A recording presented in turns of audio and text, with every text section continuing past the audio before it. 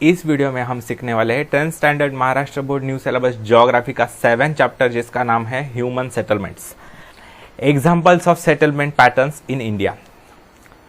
देखिए दो तरह के सेटलमेंट्स यहाँ पर दिखाए गए हैं, फिगर 7.1a और फिगर 7.1b। तो study the two types of settlement patterns in India given in figure 7.1a and 7.1 होना चाहिए यहाँ पर b। Answer the following questions. Identify the type of settlements. यहाँ पर जो तो देखिए ये फोटो जरा क्लियर नहीं है तो आपको अपने टेक्स्ट बुक में देखना पड़ेगा, वहां पर भी इतना क्लियर नहीं दिखेगा आपको क्योंकि ये टेक्स्ट बुक में क्लियरली प्रिंट नहीं हुआ। तो पहला क्वेश्चन है identify the types of settlements. तो देखिए यहां पर जो सेटलमेंट है वो एक जगह पर कॉन्सेंट्रेटेड है, ठीक है, एक जगह पर कॉन्सेंट्रेटेड सेटलमेंट है ये।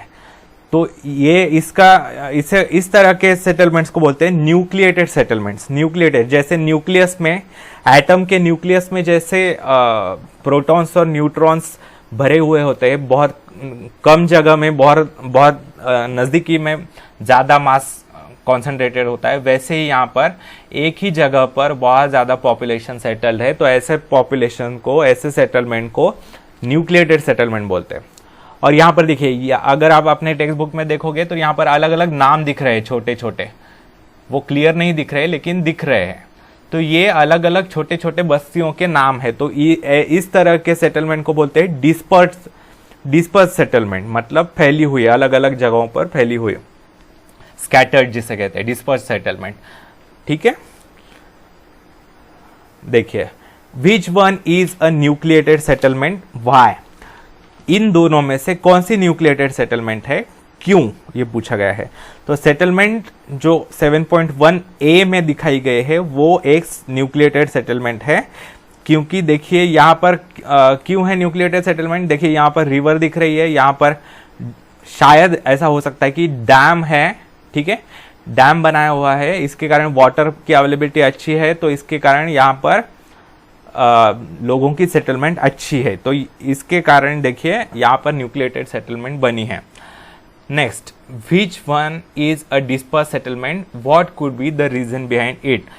तो देखिए ये जो है 7.1b में दिखाई जाने वाली जो है वो एक डिस्पर्स सेटलमेंट है। इसका कारण क्या है, देखिए यहाँ पर एक तो फॉरेस्ट है बहुत घना, इसके कारण यहाँ पर दूर दूर बस्तियां बसी हुई है, और यहाँ पर डेजर्ट एरिया है, तो इसके कारण भी यहाँ पर काफी असुविधा होती है रहने में, इसलिए फैली हुई है, स्कैटर्ड है।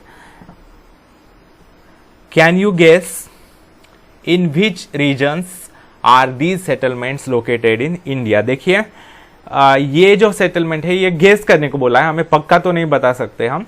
तो ये जो सेटलमेंट है ऐसा लगता है कि किसी रिवर के बेसिन में है, ये नदी के पास है। ये देखिए यहाँ पर रिवर दिख रही है, यहाँ शायद डैम बनाया हुआ हो सकता है, इसके कारण यहाँ पर सेटलमेंट है। और ये जो सेटलमेंट है 7.1b वाली वो डेजर्ट एरिया में दिख रही है, ठीक है, जो पहुंचने में कठिन होगा, रिमोट एरिया है, इनएक्सेसिबल एरिया है, ऐसे एरिया में हो सकती है ये सेटलमेंट। तो चलिए आगे बढ़ते हैं। Geographical explanation. In India we can see a variety of settlement patterns given the variety of climatic factors, availability of water, slope of the land and level of development। देखिए भारत में अलग अलग जगह, देखिए पॉपुलेशन हमारी बहुत ज़्यादा है लेकिन अलग अलग जगहों पर अलग अलग तरह की सेटलमेंट है। कई जगह पर डिस्पर्स सेटलमेंट है, कई जगह पर बहुत न्यूक्लिएटेड सेटलमेंट है। इसके कारण भी कैसे है, देखिए हमारे देश में सारी जगहों पर एक जैसा क्लाइमेट नहीं है, क्लाइमेट अलग अलग है। जैसे आप अगर नॉर्थ में जाओगे तो हिमालयाज में काफ़ी कम सेटलमेंट है क्योंकि वहाँ पर रहना बहुत असुविधाजनक है। वही उल्टा उत्तर प्रदेश, बिहार में जाओगे तो वहाँ पर बहुत भीड़ होगी क्योंकि वहाँ पर अवेलेबिलिटी ऑफ वाटर अच्छी है, हमने पिछले चैप्टर में देखा, पॉपुलेशन चैप्टर में। तो इसके कारण जैसे महाराष्ट्र में भी, मुंबई, पुणे में काफ़ी न्यूक्लिएटेड सेटलमेंट है, इसका कारण वहाँ पर डेवलपमेंट अधिक है। Nucleated settlements are found throughout the plateau region of Narmada Valley, paddy lands in Bihar, Uttar Pradesh, Vindhyan Plateau and several other cultivated parts of India। देखिए ये जो रीजन्स है, नर्मदा वैली, मध्य प्रदेश गुजरात के पास, वहाँ पर न्यूक्लिएटेड सेटलमेंट है क्योंकि जाहिर है पानी बहुत अच्छा है। Paddy lands in Bihar, Bihar region में जो राइस की खेती की जाती है, चावल की, वहाँ पर भी अच्छा है क्योंकि खेती एंशियंट है हमारा व्यवसाय या हमारे यहाँ, तो वहाँ पर पुरातन काल से लोग रहते आए। उत्तर प्रदेश में गंगा यमुना नदियाँ हैं, इसके कारण बहुत सेटलमेंट है न्यूक्लिएटेड। विंध्यन प्लेटू मतलब विंध्य पर्वत के ऊपर का जो प्लेटू है वहाँ पर भी न्यूक्लिएटेड सेटलमेंट्स है, और बाकी कल्टिवेबल पार्ट्स जो है वहाँ पर भी काफ़ी अच्छी न्यूक्लिएटेड सेटलमेंट है, dense. On the other hand, dispersed settlements are found in tribal parts covering central part of India, eastern and southern Rajasthan, Himalayan slopes and land with dissected and uneven topography। देखिए इसका उलट कहाँ दूसरे जो regions है, जो वनवासी regions है जहाँ पर जंगल वगैरह बहुत अधिक है, जैसे मध्य प्रदेश छत्तीसगढ़ रीजन में, वहाँ पर डिस्पर्स सेटलमेंट है क्योंकि वहाँ पर डेंस फॉरेस्ट है बहुत अधिक। फिर है eastern and southern Rajasthan, Rajasthan में तो डेजर्ट ही है, वहाँ पर पानी की बहुत कमी है, इसके कारण वहाँ पर कम डेंसिटी है। और हिमालयन स्लोप्स में भी असुविधा होती है रहने में, ठीक है। और land with dissected and uneven topography मतलब उबड़ खाबड़ जमीन जहाँ पर है, अनइवन जमीन जहाँ पर है, वहाँ पर भी कम पॉपुलेशन है। Think about it. Tell whether settlements shown in images 7.1a and b are urban or rural। तो यहाँ पर ये पूछा गया है कि ये अर्बन या रूरल कौन से है।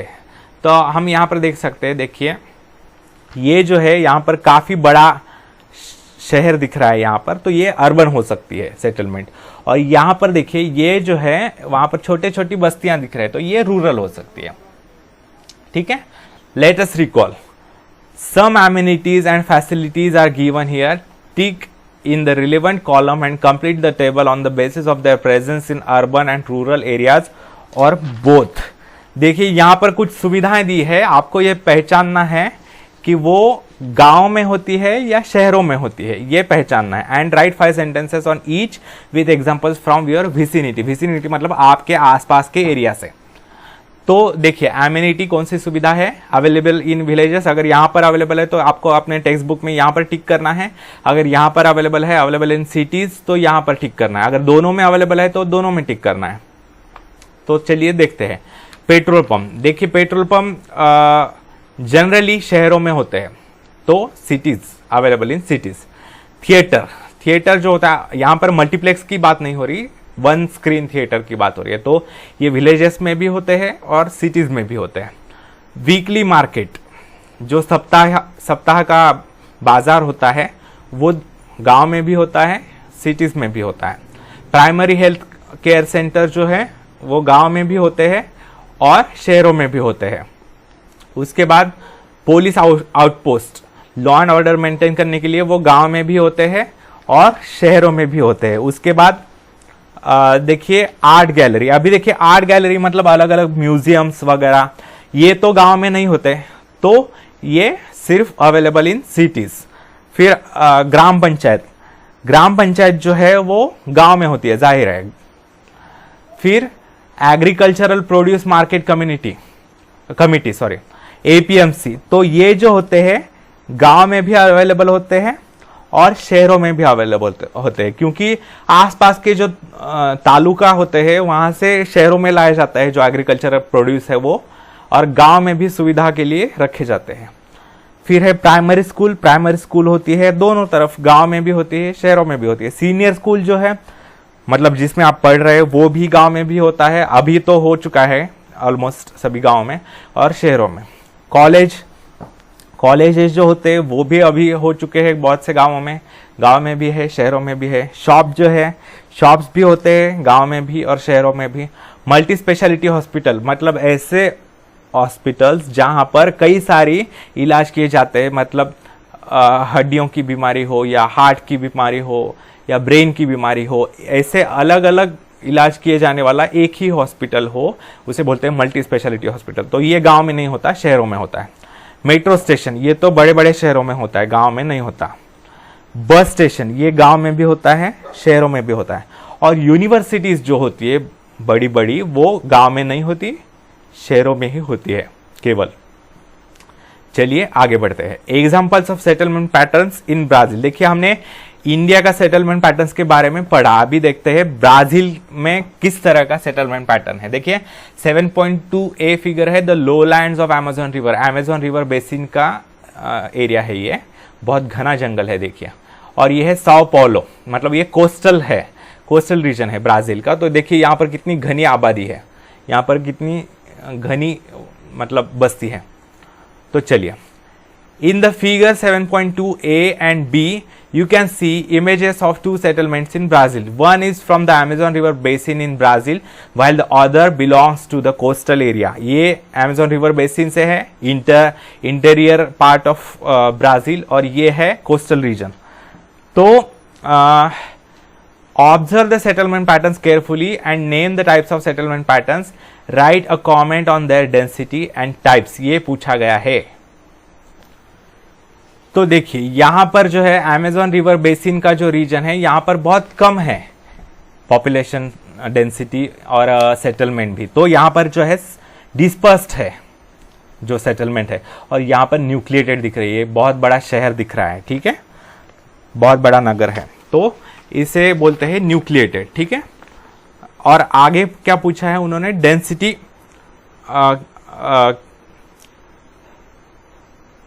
Carefully and name the types of, right a comment on their density and types. देखिए यहाँ पर डेंसिटी बहुत कम है पॉपुलेशन की, क्योंकि बहुत घना जंगल है, यहाँ पर रहना काफ़ी कठिन है, इसके कारण यहाँ पर जो है डेंसिटी कम है पॉपुलेशन की। यहाँ पर बहुत ज़्यादा भीड़ दिख रही है कॉन्सेंट्रेटेड, तो यहाँ पर डेंसिटी बहुत अधिक है, ठीक है।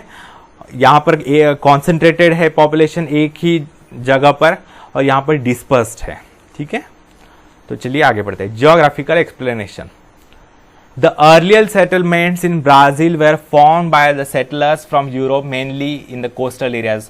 जैसे कि मैंने पिछले चैप्टर में बताया आपको, पॉपुलेशन चैप्टर में, कि शुरुआत में ब्राजील में जो शहर बसाए गए वो यूरोप से जो आए थे कॉलोनाइजर्स, उनके द्वारा बसाए गए हैं। उन्होंने बसाए शहर जो कोस्टल रीजन्स में थे, क्योंकि समुद्र के रास्ते से व्यापार किया जाता था उस समय, तो इसके कारण कोस्टल रीजन्स में शहर बसाए गए mainly. Now the settlements have developed and are densely populated. वो उस समय जो कोस्टल में एरियाज में जो शहर बसाए गए, वो बाद में अभी जो है और डेवलप होके और बड़े होकर और डेंसली पॉपुलेट होकर बढ़ चुके हैं। The major reasons of development are as follows. क्या रीजन्स है डेवलपमेंट के?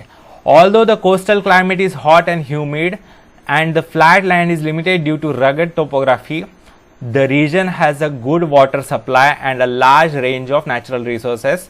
Example Sao Paulo. देखिए यहाँ पर समस्याएं थोड़ी सी है, जैसे कोस्टल क्लाइमेट जो है वो बहुत गर्मी भरा है, ह्यूमिड है बहुत, इससे पसीना बहुत आता है, जैसे मुंबई या कोलकाता का क्लाइमेट है वैसे। और जो वहाँ पर फ्लैट लैंड, जो समतल जमीन है, उसकी भी कमी है।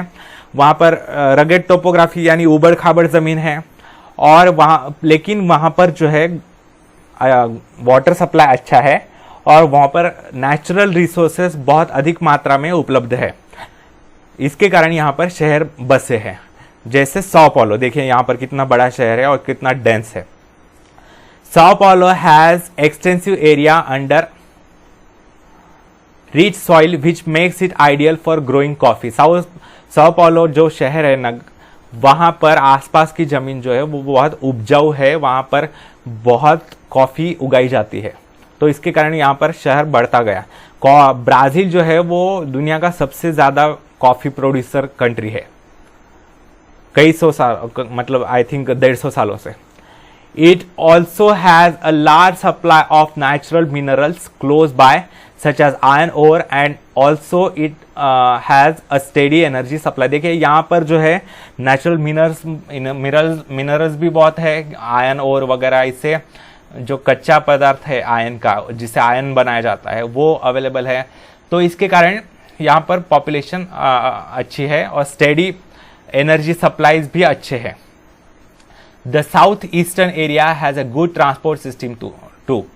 तो जो साउथ ईस्टर्न ब्राज़ील है वहाँ पर बहुत से शहर बसे हैं, क्योंकि मतलब वहाँ पर रोड ट्रांसपोर्ट है, रेलवे ट्रांसपोर्ट अच्छी डेवलप हो चुकी है, वहाँ पर एयर कनेक्शन भी अच्छा है, वहाँ पर जो दूसरी इंटरनेट कनेक्टिविटी, टेलीफोन कनेक्टिविटी वगैरह वो भी अच्छे है, इसके कारण वहाँ पर ज़्यादा सेटलमेंट्स है। This makes the sao Paulo area nucleated settlement. तो इसके कारण जो है sao Paulo जो है वो एक न्यूक्लिएटेड सेटलमेंट है। सी फिगर 7.3 यहाँ पर दिखाया गया है। Rural areas such as the Northeast Highlands suffer from extreme droughts which make it difficult for practicing agriculture and hence settlements are sparse here। देखिए रूरल एरियाज जो है ब्राज़ील के, जैसे इंटीरियर ब्राज़ील हो या नॉर्थ ईस्ट रीजन हो highlands के, वहाँ पर एक तो रेन शैडो रीजन है, हमने देखा नेचुरल फिजियोग्राफी चैप्टर में, तो वहाँ पर जो है रेन शैडो रीजन है, इसके कारण वहाँ पर बहुत ड्रॉट पड़ते हैं, अकाल बहुत पड़ते हैं, बारिश बहुत कम होती है वहाँ पर, तो इसके कारण वहाँ पर खेती करना बहुत कठिन जाता है, इसके कारण वहाँ पर सेटलमेंट्स जो है वो कम है, वाटर सप्लाई ठीक नहीं है इसके कारण। Settlements become sparse as we move in towards the central part of Brazil. जैसे जैसे हम सेंट्रल पार्ट की तरफ जाते हैं, वेस्टर्न सेंट्रल पार्ट की तरफ, वैसे वैसे सेटलमेंट्स और भी कम होते जाते हैं। देखिए क्योंकि इतना घना जंगल है, वहाँ पर कितने सारे भयानक प्राणी हैं, वहाँ पर वर्षा वन है, मतलब रेन फॉरेस्ट है, वहाँ पर हर रोज़ शाम को बारिश होती है बहुत ज़्यादा, इसके कारण वहाँ पर कीड़े मकोड़े भी बहुत अधिक है जो बीमारियाँ फैलाते हैं, तो इसके कारण वहाँ पर रहना बहुत असुविधाजनक है, इसके कारण वहाँ पर इतने सेटलमेंट्स नहीं है। Given are the major reasons. Area is covered by thick dense equatorial rain forest. यहाँ पर जो है वर्षा वन है बहुत, रेन फॉरेस्ट मतलब जहाँ इक्वेटर के रीजन में हर रोज मतलब जो रेन फॉरेस्ट होते हैं वहाँ पर हर शाम को, दोपहर शाम को जो है बहुत बारिश होती है, तो उन्हें बोलते हैं rain forest. The climate here is unhealthy and unfit for settlement. यहाँ पर का क्लाइमेट बहुत अनहेल्दी है, जैसे कि मैंने बताया आपको कि वहाँ पर बहुत कीड़े मकोड़े हैं, बहुत मच्छर वगैरह है, तो इसके कारण, और वो बहुत पॉइजनस है, उसके कारण उनके काटने पर जान भी जा सकती है, तो वो मनुष्यों के रहने के लिए काफ़ी अनफिट है। Limitations on use and exploitation of natural resources. यहाँ पर रहना ही इतना कठिन है, तो नेचुरल रिसोर्सेज जो है उनका यूज करना, उनका एक्सप्लॉयटेशन करना, उनका उपभोग लेना भी बहुत कठिन है, तो इसके कारण भी यहाँ पर ह्यूमन सेटलमेंट्स कम है। Poor transport links in the region. यहाँ पर रेलवेज नहीं है, रोडवेज नहीं है, ये नेटवर्क्स नहीं है, कनेक्टिविटी नहीं है, इंटरनेट कनेक्शन, टेलीफोन कनेक्शन वगैरह बहुत पुअर है, इसके कारण भी यहाँ पर इतने सेटलमेंट नहीं है। आगे बढ़ते हैं। Urbanization in India. The level of urbanization is measured in terms of percentage of urban population to total population. देखिए urbanization कैसे देखा जाता है, तो जितनी पॉपुलेशन अर्बन है, मतलब शहरों में जितनी पॉपुलेशन है, उसके किसके मुकाबले में, compare to total population, total population के मुकाबले में जो है अर्बन पॉपुलेशन कितनी है वो देखने के बाद अर्बनाइजेशन कितना है वो पता चलता है। तो देखिए, can you tell trend of urbanization in India, यहाँ पर ग्राफ दिया गया है और ये डिकेड्स है, 61, 71, 1981, 1991, 2001, 2011, और यहाँ पर परसेंटेज ऑफ अर्बन पॉपुलेशन, मतलब कौन से डिकेड में या कौन से वर्ष में कितनी परसेंट पॉपुलेशन हमारे देश की, हमारे प्यारे भारत की कितनी परसेंट पॉपुलेशन जो है वो शहरों में रहती थी, वो दिया गया है। जैसे 1961 में 18% पॉपुलेशन हमारे देश की जो है वो शहरों में रहती थी। तो देखिए यहाँ पर कुछ प्रश्न पूछे गए हैं, उनके उत्तर देखेंगे। Read the graph given in figure 7.5 below and answer the following questions. What was the percentage of urbanization in 1961? 1961 में जैसे कि अभी बताया मैंने 18%, 18% जो है जनसंख्या वो शहरों में रहती थी, नगरों में रहती थी। In which decade was urbanization the highest? कौन से डिकेड में अर्बनाइजेशन जो है वो सबसे तेजी से हुई, सबसे तेजी से हुई, ये पूछा गया है। देखिए यहाँ पर आप देखोगे तो आपको लगेगा यहाँ पर सबसे तेजी से हुए हैं, लेकिन यहाँ पर ये जो है गलत दिया गया है ग्राफ में। एक्चुअल में जो है अगर आप देखेंगे, देखिए मैं आपको क्लियर कर देता हूँ, अगर आपको यही ग्राफ एग्जाम में आता है तो इसका आंसर होगा 1971 टू 1981। लेकिन अगर आप एक्चुअल रिकॉर्ड्स देखोगे, एक्चुअल में देखोगे तो ये रिकॉर्ड्स गलत है। एक्चुअल में जो है सबसे तेजी से अर्बनाइजेशन हमारे देश में 2001 टू 2011 इस डिकेड में हुए थे। लेकिन अगर एग्जाम में अगर आपको यही ग्राफ आता है और आपको बोला गया है कि ग्राफ में देखकर बताइए, तो आपको यही लिखना है, क्योंकि इसमें ही सबसे तेजी से हो रहा है, although it is wrong factually. In which decade was the growth of urbanization lowest? सबसे स्लो, सबसे धीरे अर्बनाइजेशन कौन से डिकेड में हुआ था? तो देखिए 1961 टू 71 में सिर्फ 0.2% पॉपुलेशन अर्बनाइज हुई थी, तो ये काफी कम है। What inference can you draw regarding India's urbanization after reading the graph? तो इससे ये हमें पता चलता है कि देखिए slowly and steadily urbanization in India is growing. जो है अर्बन पॉपुलेशन जो है भारत की वो ग्रो कर रही है स्लोली एंड स्टेडीली, और उसका स्पीड भी बढ़ते जा रही है। Geographical explanation. It is clear from the above graph that the growth of urbanization in India has been slow. Bharat में जो है अर्बनाइजेशन का ग्रोथ जो है वो धीरे धीरे हो रहा है। अभी अगर पिछला डिकेड देखेंगे 2011 टू 21 अभी जो आएगा उसमें तो काफी तेजी से हुई है, क्योंकि हमारा विकास भी उतने तेजी से हो रहा है। The level of urbanization in India in 2011 was 31.16%। देखिए 2011 में 31.16 which is approximately 31.2%, which is quite low in comparison to developed countries। देखिए विकसित देशों के मुकाबले में ये काफी कम परसेंटेज, अमेरिका में वगैरह तो काफी मतलब अबो 80-90% पॉपुलेशन जो होती है वो अर्बन होती है। At the same time, the urban population is increasing. Expansion of the urban centers and emergence of new towns have played a significant role in the growth of urban population and urbanization in the country। देखिए क्या हो रहा है उसी समय कि urban population बढ़ते जा रही है, जो भी पहले से बसे हुए शहर है वो बढ़ते जा रहे हैं, उनकी साइज बढ़ती जा रही है और नए नए शहर भी बसाए जा रहे हैं।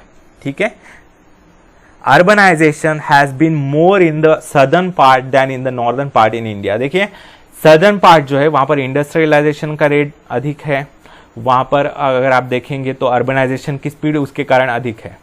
तो सदर्न इंडिया में जो है, साउथ इंडिया में अर्बनाइजेशन तेजी से हो रहा है। Goa is the most urbanise state with 62% population living in urban areas. देखिए हमारे भारत में सबसे अधिक जो अर्बनाइज स्टेट है भारत में वो गोवा है, गोवा, और उसकी अर्बन पॉपुलेशन है 62%। और Delhi is more than 80% urban. Delhi जो है वो यूनियन टेरिटरी है जो 80% नियरली अर्बन है। In the state of Tamil Nadu, Maharashtra, Gujarat and Kerala urbanization is more. इन स्टेट्स में, इन 4 स्टेट्स में पर्टिकुलरली अर्बनाइजेशन बहुत अधिक है। वही Himachal Pradesh, Jammu and Kashmir, Uttarakhand, Bihar, Rajasthan are some of the states with low levels of urbanization. इनके अपने अपने कारण है। देखिए उत्तराखंड में जो है हिमालय पर्वत है, इसके कारण रहना कठिन जाता है। यहाँ पर भी हिमाचल प्रदेश में जो है वो हिमालय है, उबड़ खाबड़ है, बर्फ होता है इसके कारण। और जम्मू कश्मीर में जो है आर्टिकल 370 और 35A के कारण बाकी भारतीयों को, नॉन कश्मीरी भारतीयों को वहां पर बसना अलाउड नहीं था इतने वर्षों तक। तो अभी जो है हमारी सरकार ने आर्टिकल 370 और 35A हटाकर जो भारतीय लोग हैं वहाँ उनको वहाँ पर बसाने की परमिशन दी गई है, जो इतने साल नहीं थी। तो वहाँ पर अभी काफ़ी विकास होगा। और राजस्थान में तो डेजर्ट है, बिहार में भी काफ़ी लोग खेती करते हैं, इसके कारण बहुत से लोग गांव में बसते हैं, शहरों में नहीं बसते। तो ये कारण है। Do you know the Indian subcontinent has a long history since ancient times. देखिए ऐसा माना जाता है कि during the course of evolution, जब ह्यूमन इवोल्यूशन हो रहा था तब सबसे पहले जहां पर शहर बसाए गए वो हमारा प्यारा भारत है। सबसे पहले नगर बसाए गए वो हमारे भारत में। क्योंकि इसका कारण क्या है? क्योंकि खेती का जो इन्वेंशन है, जो डिस्कवरी है खेती की, वो सबसे पहले भारत में हुई थी। जो सिंधु नदी है, जो सरस्वती नदी है, जो अभी लुप्त हो चुकी है, वहां पर खेती की जाती थी प्राचीन काल में। और खेती करने के बाद देखिए, जब खेती नहीं पता थी लोगों को, तब पूरे दुनिया में लोग जो है हंटिंग करते थे। हंटिंग, शिकार से अपना खाना प्राप्त करते थे। तो हंटिंग के लिए जंगल जंगल अलग अलग जगह पर घूमना पड़ता था। लेकिन जब खेती करना शुरू किया, तब लोग जो है वो एक जगह पर बस गए, सेटल हो गए, और धीरे धीरे घर बनाना सीख लिया, फिर छोटे गांव बने, फिर शहर बने।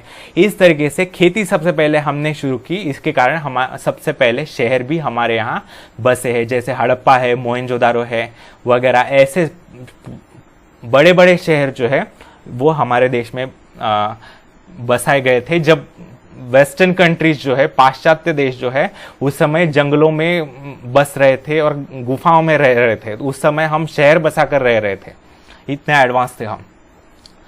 On plateaus and mountainous Indra, वहां पर हमारे यहाँ शहर बसाए गए हैं। इंद्रप्रस्थ मतलब जो महाभारत काल में जो पांडवों की राजधानी थी, जिसका नाम इंद्रप्रस्थ था। देखिए 5000 वर्षों से दिल्ली हमारी राजधानी है। इंद्रप्रस्थ मतलब आज का दिल्ली का नाम है, पुरातन नाम है दिल्ली का। फिर मिथिला यानी सीता देवी का मायका जो है वो। वाराणसी, वाराणसी यानी Kashi. Varanasi is said to be the oldest continuously civilized city in the world. जो सबसे पुरानी कंटिन्यूअसली वहां पर बस्ती रहते आई है, लोग रहते आए हैं, ऐसी सबसे पुराना शहर है वो नगर वाराणसी। हड़प्पा, मोहनजोदारो, उज्जैन एंड प्रतिष्ठान यानी पैठन औरंगाबाद के पास, where the urban settlements of earlier times. This shows that India has a great tradition of urbanization. तो हम सबसे एडवांस सिविलाइजेशन है, हम सबसे पुरातन ओल्डेस्ट लिविंग सिविलाइजेशन है, तो हमें इस पर प्राउड होना चाहिए। ठीक है, तो चलिए आगे बढ़ते हैं। तो देखिए यहां पर दिया गया है, give it a try, prepare a choropleth map showing urban population using the data given in the table below. यहां पर कुछ डाटा दिया गया है। यहां पर दिया गया है अर्बन पॉपुलेशन परसेंटेज कैटेगरी, 0 से लेकर 20%, 21 से लेकर 40%, ऐसे दिया गया है अलग अलग परसेंट, 20% का गैप से। और यहाँ पर ऐसे स्टेट्स दिए गए हैं या यूनियन टेरिटरीज जो इन कैटेगरीज में आते हैं, जैसे 0 to 20% अर्बन पॉपुलेशन जिस राज्यों में या यूनियन टेरिटरीज में रहती है वो राज्य है हिमाचल प्रदेश, बिहार, आसाम, ओडिशा।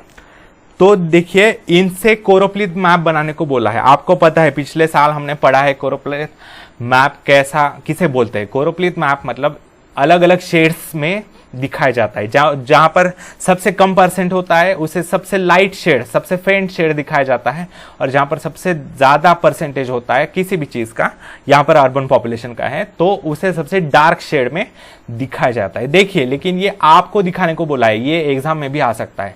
0 and 20% में हिमाचल प्रदेश, बिहार, आसाम और ओडिशा ये स्टेट्स हैं। तो देखिए ऐसे करना है। देखिए हिमाचल प्रदेश ये जो है ये राज्य, तो इसे देखिए आप दो मेथड से, शेड्स की मेथड तो हमें नहीं चलेगी क्योंकि हमें परफेक्ट शेडिंग नहीं आती।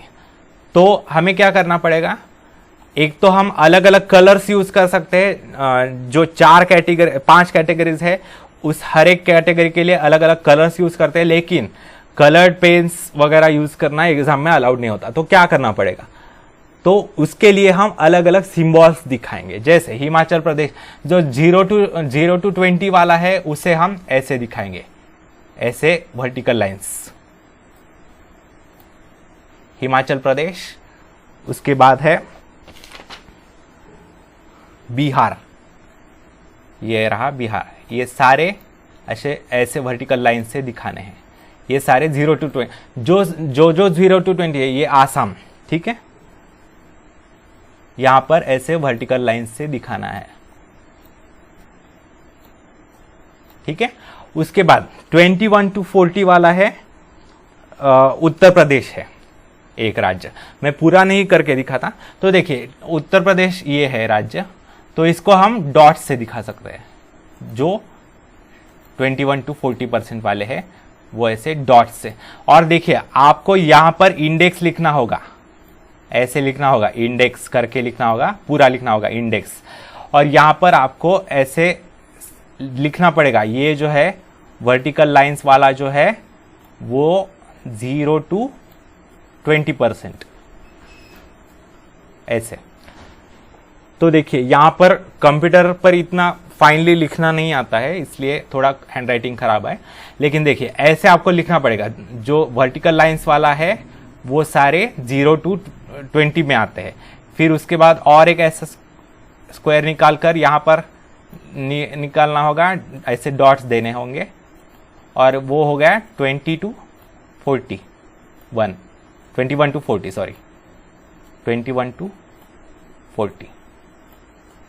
तो ऐसे अलग अलग, जैसे देखिए 41 to 60% इसमें क्या आता है, गुजरात महाराष्ट्र आते हैं, तो इसको ऐसे हॉरिजॉन्टल लाइंस दे सकते हैं। तो ये आपको अनुभव के साथ ये आ जाएगा।